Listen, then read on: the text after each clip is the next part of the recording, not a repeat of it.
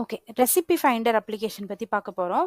அதுக்கு வந்து ஃப்ரண்ட் எண்ட்ல என்ன நடக்க போகுது, பேக் எண்ட்ல என்ன நடக்க போகுது. ஃப்ரண்ட் எண்ட் நம்ம ஆப்வியஸா ரியாக்ட் தான் யூஸ் பண்றோம். அங்க வந்து யூசர் வந்து இன்கிரீடியன்ஸ் வந்து கொடுப்பாங்க.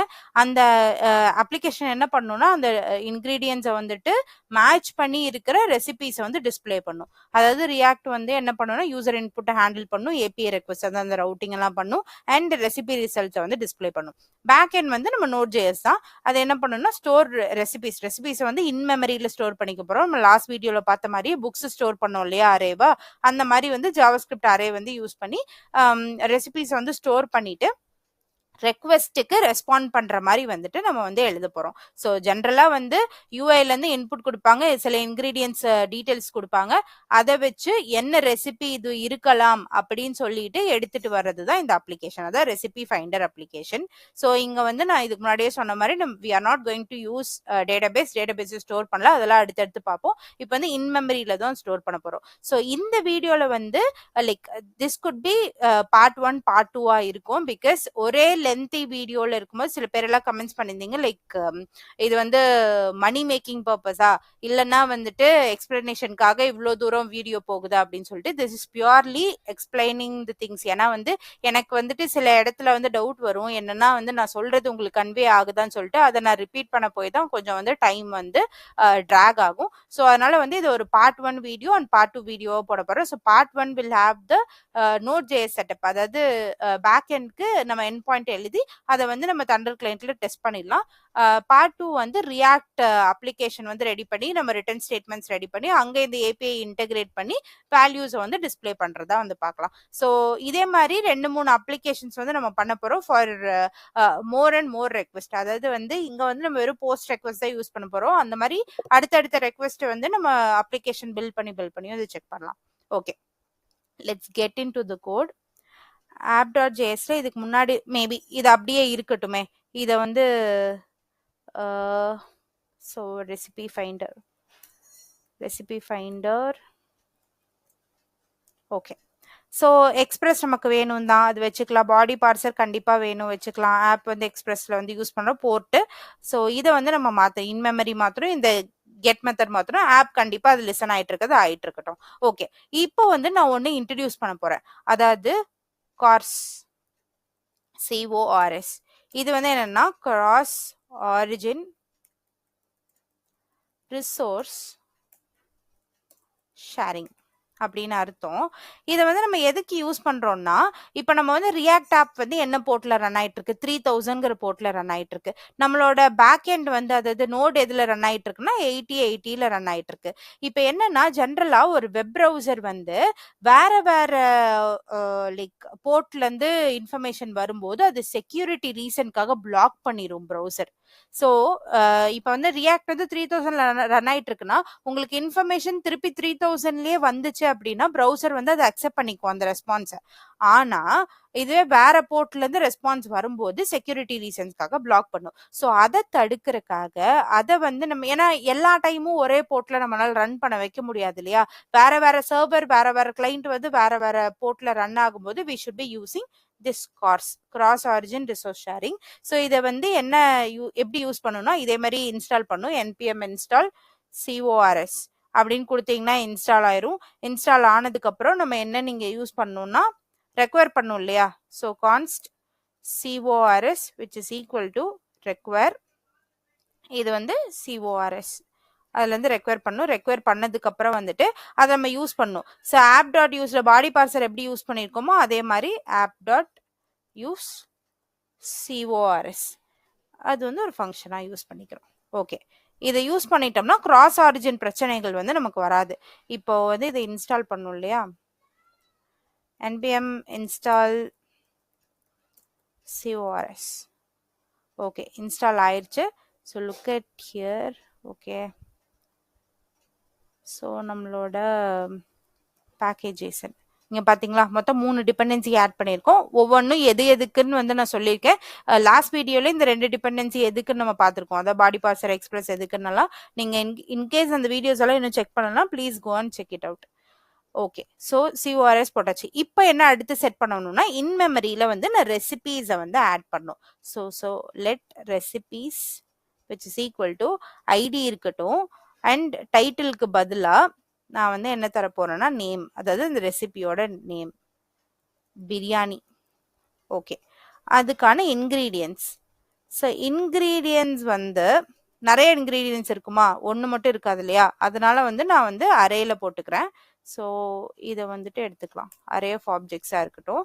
இங்கே வந்துட்டு ஸ்பைசஸ், பிரியாணியோட ஸ்பைசஸ், அடுத்து ஏதோ ஒரு meet, either it is chicken or mutton something.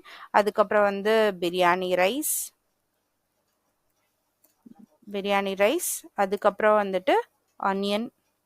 இந்த மாதிரி நிறைய ஆட் பண்ணிட்டே போகலாம். I'm keeping this as like 4 ingredient மட்டும் போதும் அப்படின்னு வந்து வைக்கிறேன். ஓகே, ஸோ இது வச்சாச்சு. இதே மாதிரியே நான் அடுத்து வந்து கிரியேட் பண்ணுறேன். So let me change this. Okay, so next வந்து என்னன்னா சாலட்.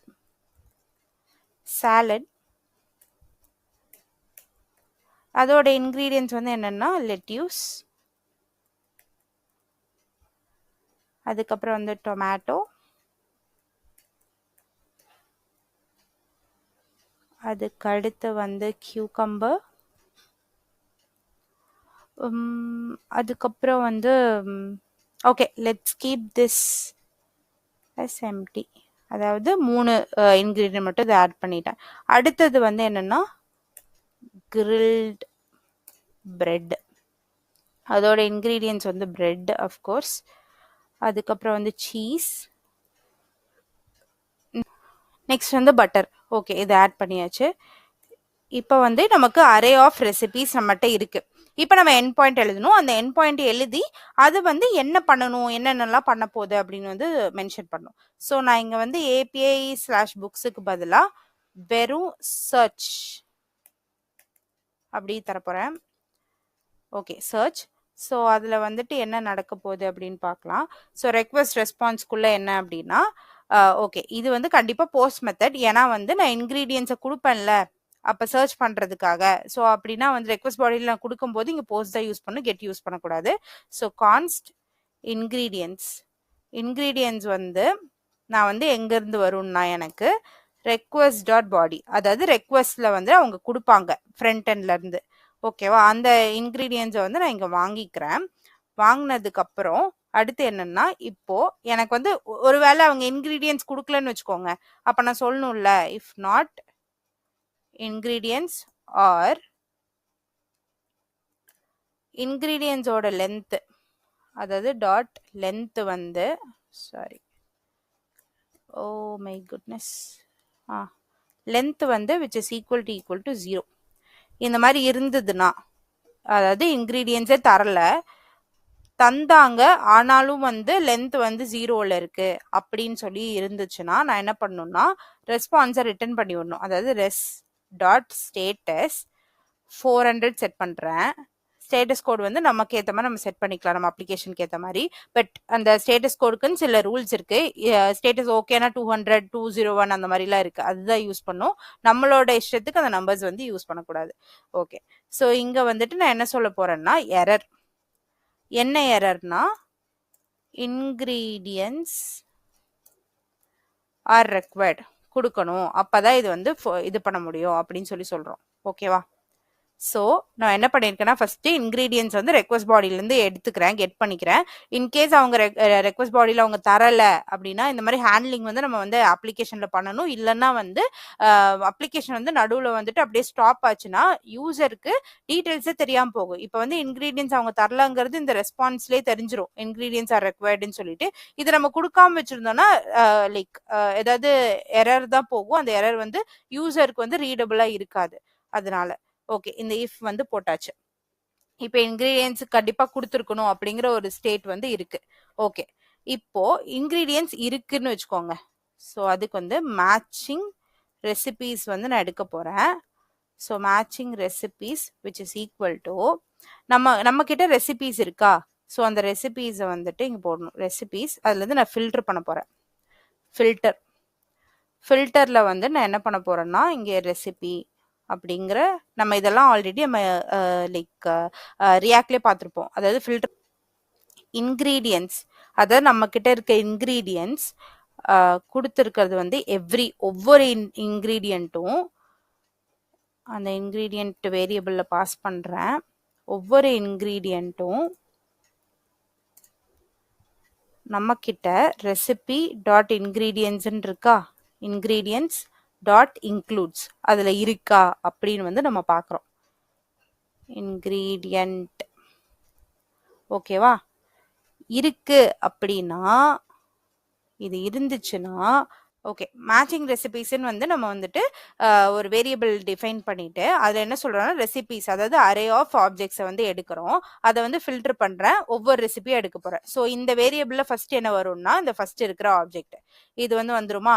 இதை வந்து இன்க்ரீடியன்ட்ஸ் டாட் எவ்ரி இன்க்ரீடியன்ட், அதாவது இப்போ கரண்டாக இருக்கிற இன்க்ரீடியன்ட்ஸ் நம்ம கொடுத்து ரெக்வஸ்ட் பாடியில் கொடுத்துருக்க இன்க்ரீடியன்ட்ஸில் இருக்க ஒவ்வொரு இன்க்ரீடியன்ட், இது வந்து கண்டிப்பாக அரே ஆஃப் சம் இன்க்ரீடியன்ட்ஸாக தான் வரப்போகுது. அதில் ஒவ்வொரு இன்க்ரீடியண்ட்டுமே நம்ம ரெசிபியில் இருக்க, அதாவது இந்த ரெசிபியில் இருக்க இன்க்ரீடியன்ட்ஸ்குள்ளே இருக்கா, இன்க்ளூட்ஸா இருக்கா அப்படின்னு வந்து செக் பண்ணுறோம். அந்த இன்க்ரீடியன்ட் வந்து இருக்கா. ஃபார் எக்ஸாம்பிள் நான் வந்து லைக் அந்த இன்க்ரீடியன்ட்ஸில் வந்து என்னென்னா பட்டர் கொடுக்குறேன். ஸோ பட்டர் வந்து என்ன பண்ணுன்னா இந்த ஃபர்ஸ்ட் இதில் இருக்கான்னு வந்து போய் செக் பண்ணும். அது செக் பண்ணுறதுக்கு இன்க்ரீடியன்ட்ஸ்குள்ளே தேடும். அதாவது அந்த இன்க்ரீடியன்ட் வந்து பட்டர்ன்னு எடுத்துக்கும். அப்போது அதை வந்து இன்க்ளூட்ஸ் இன்க்ரீடியண்ட்டான்னு வந்து செக் பண்ணும். இருக்கான்னு பார்க்கும், இல்லைன்னா விட்டுரும். இருக்குன்னா மட்டும் இந்த மேட்சிங் ரெசிபீஸில் வந்துட்டு அந்த ஒரு லைக் ஆப்ஜெக்டை மட்டும் எடுத்துகிட்டு வந்து போடும். ஸோ அதுக்கப்புறம் என்ன பண்ணுறோன்னா அந்த ரெஸ்பான்ஸில் வந்து இந்த மேட்சிங் ரெசிபீஸை வந்து ஜேசனாக திருப்பி நம்ம வந்து சென்ட் பண்ணிடுறோம். அவ்வளோதான். ஸோ இதை சென்ட் பண்ணிட்டோம்னா வந்து இப்போ சர்வர் லிசன் ஆகும்போது நமக்கு வந்து அங்கே கிடச்சிரும். இப்போ நம்ம வந்து சர்வரை வந்துட்டு ரன் பண்ணி விட்டுட்டு node app.js ரன் பண்ணி விட்டுட்டு we will check via thunder client. Okay, thunder clientல இப்போ புது ரெக்வெஸ்ட் வந்து இது கண்டிப்பாக போஸ்ட் மெத்தடு. ஸோ இது வந்து http localhost நம்ம போர்ட் என்ன 8080/search. ஓகே, இந்த பாடியில் இப்போ நம்ம வந்து இதுக்கு முன்னாடி கெட் மெத்தட் பார்த்தோம். அதில் ரெக்வஸ்ட் பாடியில் எதுவுமே அனுப்ப தேவையில்லை. பட் இப்போ நம்ம ரெக்வஸ்ட் பாடியில் அனுப்பணும்னு சொல்லியிருக்கோமா, அதாவது இன்க்ரீடியன்ஸை, அப்போ அதை வச்சு தானே எடுக்க முடியும். அப்போது ரெக்வஸ்ட் பாடியில் இங்கே வந்து என்னென்னா ஜேசன் வந்து எப்படி சென்ட் பண்ணணும்னா இன்க்ரீடியன்ஸ் அப்படிங்கிற பேர், இது வந்து அரே பட்டர் மட்டும் கொடுப்போம். என்ன வருது பார்ப்போமா. ஸோ இதை வந்து நான் சென்ட் பண்ணுறேன், எனக்கு ரெஸ்பான்ஸ் வந்துருச்சு பார்த்தீங்களா. ஸோ எனக்கு பட்டர் எந்த இன்க்ரீடியண்ட்டில் இருக்கோ அந்த ஒரு பர்டிகுலர் ரெஸ்பான்ஸ் மட்டும்தான் வந்திருக்கு. இப்போ இதுவே வந்து இந்த இன்க்ரீடியண்ட்லேயே பட்டருக்கு கமா மீட் ஆட் பண்ணுறேன். இப்போ சென்ட் பண்ணோன்னு திருப்பி ரெஸ்பான்ஸ் வந்திருக்கு. இப்போ ரெஸ்பான்ஸே வந்து எதுவுமே வரல. ஏன்னா நான் வந்து எவ்ரி மென்ஷன் பண்ணியிருக்கேன். அதாவது இது ஃபுல்லாக இங்கே நான் வந்து இது மூணுமே மேட்ச் ஆகணும், இல்லைன்னா இதில் இருக்க ஏதோ ஒன்று வரணும். அப்படிதான் வந்து எடுத்துகிட்டு வர முடியும். நான் இந்த ஒரு லைக் இன்க்ரீடியண்ட்டும் இதில் இருக்க இன்க்ரீடியண்ட்டும் கொடுத்தா இந்த ரெசிபி எடுத்துகிட்டு வராது. பிகாஸ் நம்ம வந்து பட்டரும் மீட்டும் போட்டு இங்கே எந்த ரெசிபியும் ஆட் பண்ணல. பட்டர் அண்ட் சீஸ் பிரெட் போட்டு தான் ஆட் பண்ணியிருக்கோம். இப்போ இதுவே வந்து நான் இதை வந்து பிரெட்னு மாத்திரன்னு வச்சுக்கோங்க, சென்ட். இப்போ எனக்கு அதோட கரெக்டான இன்க்ரீடியன்ட் வந்து எடுத்துகிட்டு வரும். சி, சர்ச் பண்ணி எடுத்துகிட்டு வந்திருக்கா. ஓகே. ஓ வெயிட், இங்கே ஒன்று நம்ம தப்பு பண்ணியிருக்கோம். ஐடி வந்து மாற்றவே இல்லை பார்த்தீங்களா. இங்கே 2, இது வந்து 3. ஓகே.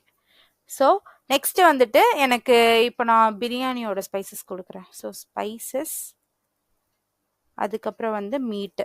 ஸோ இது ரெண்டையும் மேட்ச் பண்ணி எடுத்துகிட்டு வரும். இப்போ சென்ட் கொடுங்க. ஸோ எனக்கு சர்ச் வந்து ஃபர்ஸ்ட் ஒன், அதாவது பிரியாணி, அதை இன்க்ரீடியன்ட், அதை சாரி ரெசிபி, அதோட இன்க்ரீடியன்ட்ஸ் வந்து எடுத்துகிட்டு வந்துருச்சு. ஸோ இதுதான் வந்து ரெசிபி மேக்கரோட back end code. Let me summarise. அதாவது நம்ம இங்கே வந்து கார்ஸ் யூஸ் பண்ணியிருக்கோம். எதுக்கு யூஸ் பண்ணியிருக்கோம்னா கிராஸ் ஆரிஜின் ரிசோர்ஸ் ஷேரிங் வந்து நடக்கணும். பிகாஸ் 2 சர்வர் ரன் ஆகுது, அதாவது ரியாக்டும் ரன் ஆகுது, நோடும் ரன் ஆகுது. ரியாக்ட் வந்து வேற போர்ட்டில் ரன் ஆகுது, பேக் எண்ட் வந்துட்டு வேற போர்ட்டில் ரன் ஆகிட்டு இருக்குங்கும் போது இது ப்ரௌசருக்கு வந்து ஆப்ட் ஆகிற மாதிரி வந்து பண்ணுறதுக்காக CORS யூஸ் பண்ணியிருக்கோம். அதை வந்து இன்ஸ்டால் பண்ணி நம்ம வந்து இங்கே வந்து app.useல வந்து மென்ஷன் பண்ணியிருக்கோம். அடுத்து இன் மெமரியில் நான் ரெசிபிஸ்னு ஒரு அரே ஆஃப் ஆப்ஜெக்ட்ஸ் வந்து ஃபார்ம் பண்ணியிருக்கேன். அதில் வந்து அரே ஆஃப் ஆப்ஜெக்ட்ஸில் வந்துட்டு நான் வந்து ரெசிபியோட பேர், அதோட இன்க்ரீடியன்ட்ஸ் வந்து array of wait array of spices அந்த மாதிரி அதாவது இன்க்ரீடியன்ஸாக வந்து மென்ஷன் பண்ணியிருக்கேன். பண்ணதுக்கப்புறம் வந்து நான் என் பாயிண்ட் எழுதியிருக்கேன். அந்த என் பாயிண்ட் வந்து /search. ஸோ அதில் வந்து ரெக்வஸ்ட் வந்து இன்க்ரீடியன்ஸ் கிடைக்கும், அதை ஃபர்ஸ்ட் கெட் பண்ணுறோம். இஃப் இன்கேஸ் நான் இன்க்ரீடியன்ஸ் கொடுக்கல அப்படின்னா வந்து இந்த எரர் வந்து டிஸ்பிளே ஆகணும். ஓகே, எரர் டிஸ்பிளே ஆகுதா அப்படின்னு வந்து நம்ம ஒரு டைம் செக் பண்ணிடலாமா? நான் இன்க்ரீடியன்ஸே கொடுக்கல, இது நான் தரலன்னு வச்சுக்கோங்க. ஓ சாரி, இதில் நம்ம வந்து இது யூஸ் பண்ண முடியாது. இங்கே பாருங்க, இன்க்ரீடியன்ஸ் ஆர் ரெக்வயர்டுன்னு வந்திருக்கு. நான் கொடுக்கவே இல்லைன்னா இன்க்ரீடியன்ஸ் ஆர் ரெக்வயர்டு. ஆர்எல்ஸ் இப்போ நான் கொடுத்துருக்கேன், இன்க்ரீடியன்ஸ்னு ஒன்று பேர் இருக்கு, ஆனால் இது எம்டியா இருக்கு. அப்படின்னாலும் எனக்கு இன்க்ரீடியன்ஸ் வந்து ரெக்வயர்டுன்னு தான் வரணும். ஸோ அதுக்கு தான் இங்கே 2 விஷயம் வந்து ஆட் பண்ணியிருக்கோம். அதாவது ஒன்று இன்க்ரீடியன்ஸே தரல அப்படின்னாலும் எரர் த்ரோ ஆகணும், இன்க்ரீடியன்ஸ் கொடுத்து அதோட அரே வந்து எம்டியா இருந்தாலும் வந்து இந்த எரர் த்ரோ ஆகணும்னு சொல்லிட்டு. ஓகே, இப்போ இன்க்ரீடியன்ஸ் வந்து கொடுத்துருக்காங்கன்னு வச்சிருக்கும் போது இந்த ரெசிபீஸ்ல வந்து நம்ம ஃபில்டர் பண்ணி ஒவ்வொரு ரெசிபியா எடுத்து அதை இன்க்ரீடியன்ஸ்ல கொடுத்தது வந்து எது எது மேட்ச் ஆகுது, அதாவது எவ்ரி இன்க்ரீடியன்ட்டை நம்ம செக் பண்ணி எது எதுல வந்து மேட்ச் ஆகுதோ அதை மட்டும் வந்து மேட்சிங் ரெசிபீஸ்ல வந்து ஆட் பண்றோம். அதுதான் ரெஸ்பாண்டர் ஜேசன்லயும் வந்துட்டு நம்ம வந்து மேட்சிங் ரெசிபீஸ் திருப்பி வந்து ரெஸ்பான்ஸை சென்ட் பண்றோம். ஸோ இதுதான் பேக் எண்டோட கோடு.